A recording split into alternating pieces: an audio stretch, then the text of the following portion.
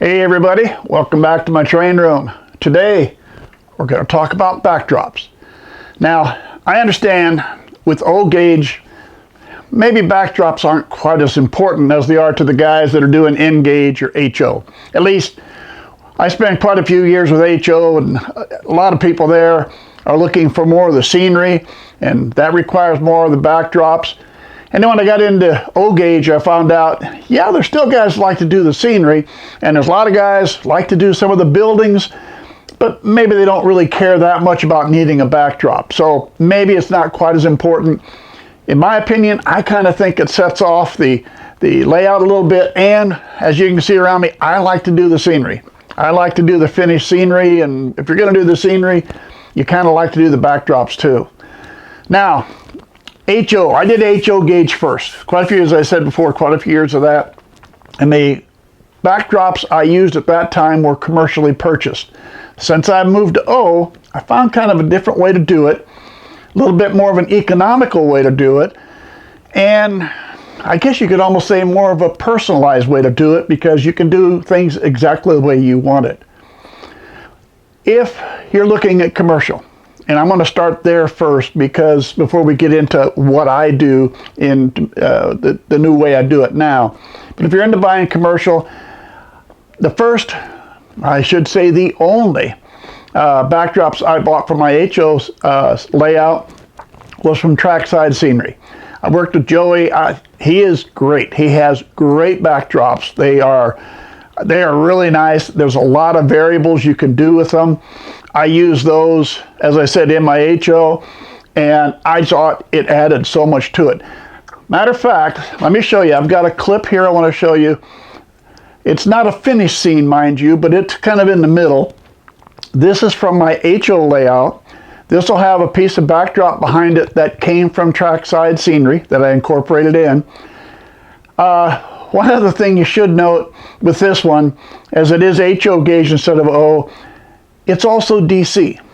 So if it's DC, that means there's no sound in the trains. The trains didn't have any sound to it, so if you want to do a scene with HO and DC, well, you got to find your sound somewhere else, and you can do that online in various locations. So, but here I want to show you what a good piece of backdrop scenery can do for a scene on your layout.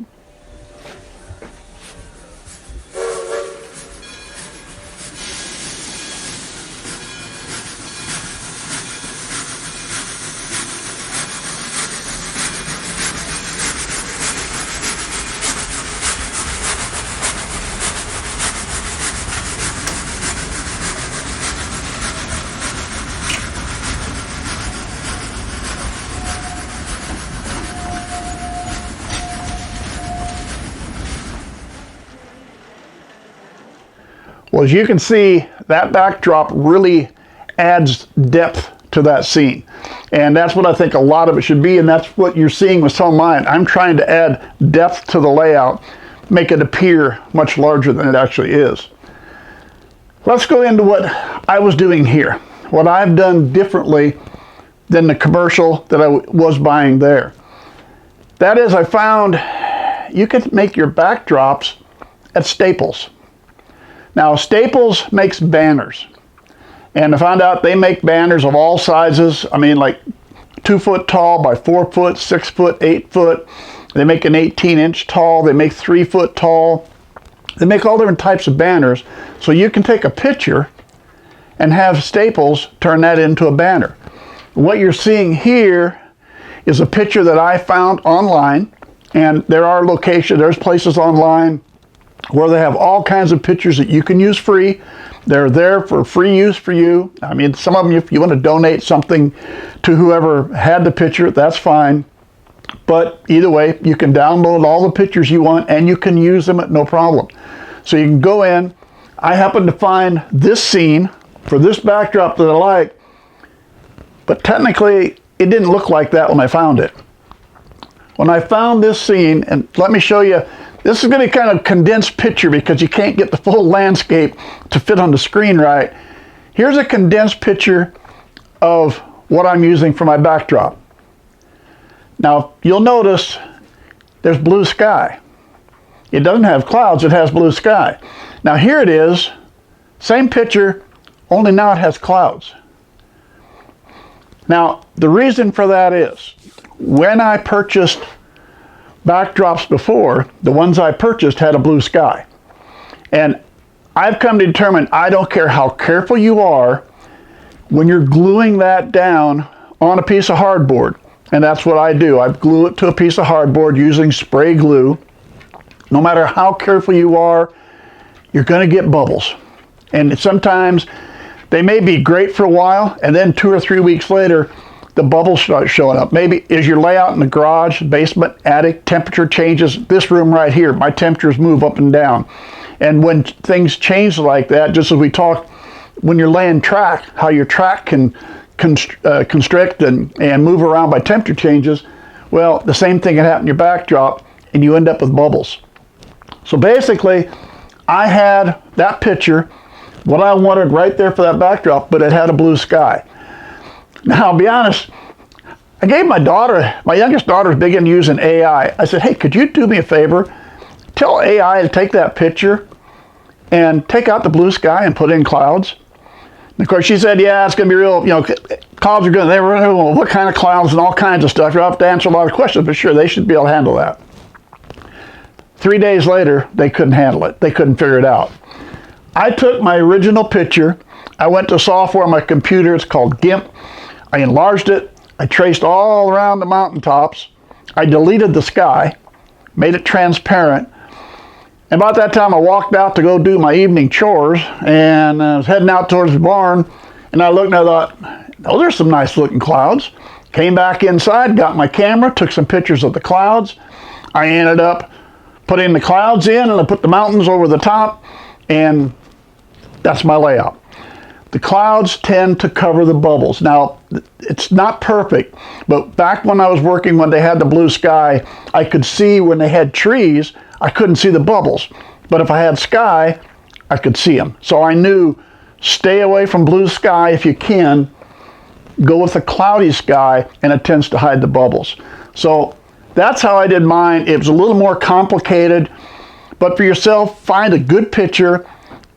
If you find one, try to find one with a cloudy sky if you can, because that'll make things a whole lot easier for you. And if you're modeling close to your home, go out and take local pictures. I'm in Nebraska, and it's a cornfield, and my layout is supposed to be the mountains of southern Colorado. I can't walk out the door and take pictures that would work out well. But you can go into town, you can go if you got buildings, if you're doing some buildings, maybe you can take some pictures like that. Or out in the country, you got the hills or the mountains, depending where you're at, you can take those pictures and convert those into a backdrop.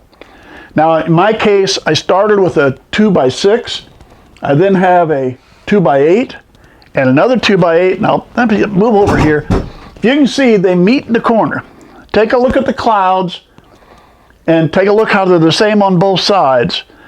I got lucky. When I put it together, it really fit good without a seam, so it doesn't really show. There's an 8-foot, and since then I've purchased one more 8-foot. So I have 3 6s and an 8. Now what does that cost you at Staples?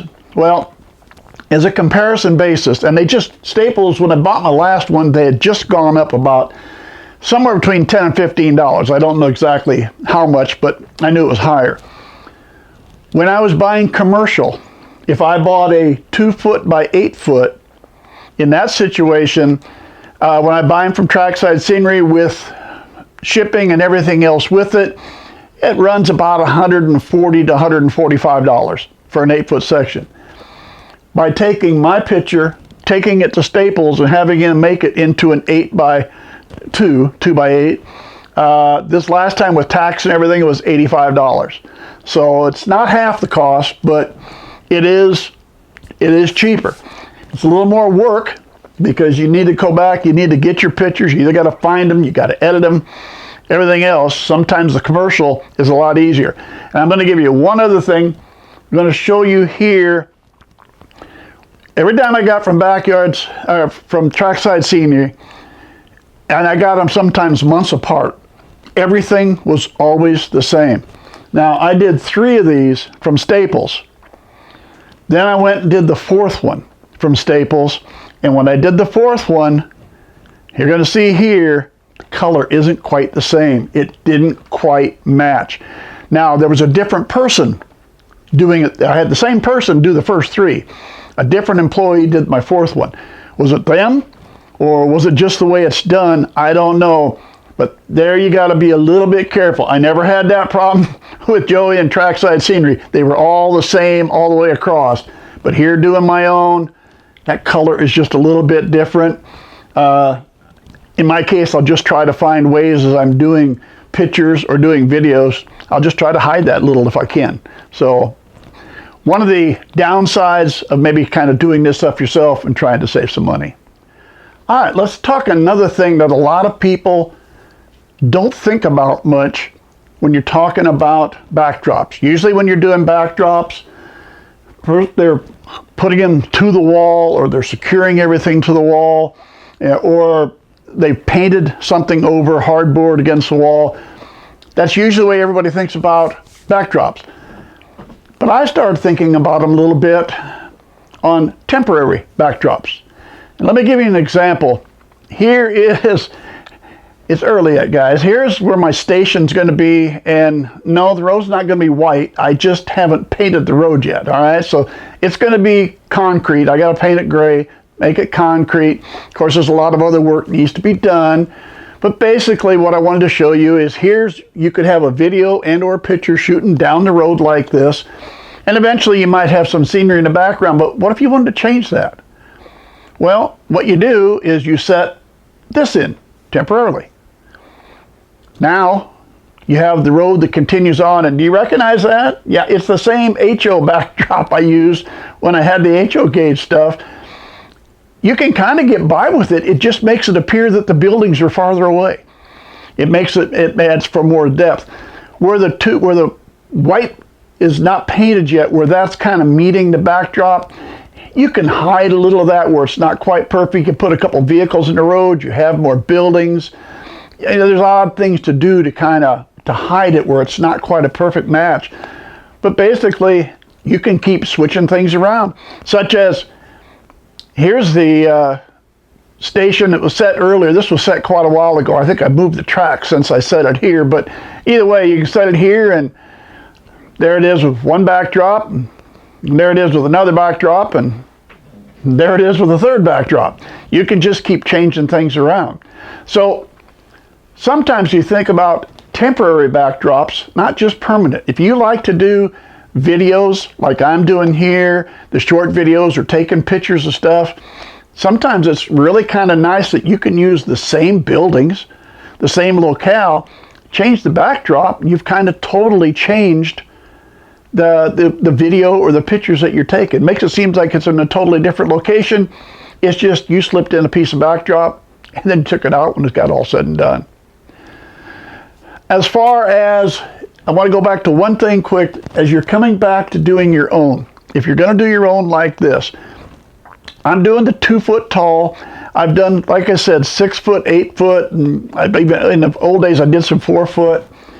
Here's the easiest way to set this up. I lay my board down, I lay the backdrop on top of it, and I'll use clips, and we're going to clip it all into place and get it perfectly straight so we know everything is perfectly straight on the backdrop, because it's so easy to get this stuff crooked.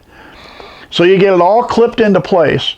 Now go down to one end, unloosen the clips at one end, and roll it back. In this case, if I got an 8 foot, I'm going to roll it back about 3 feet.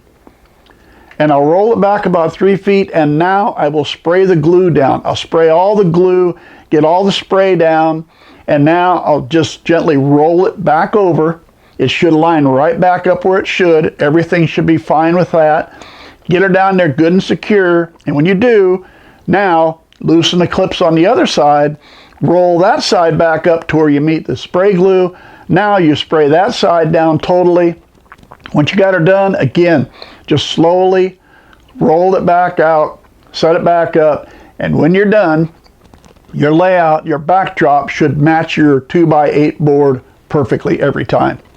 So do it in sections like that.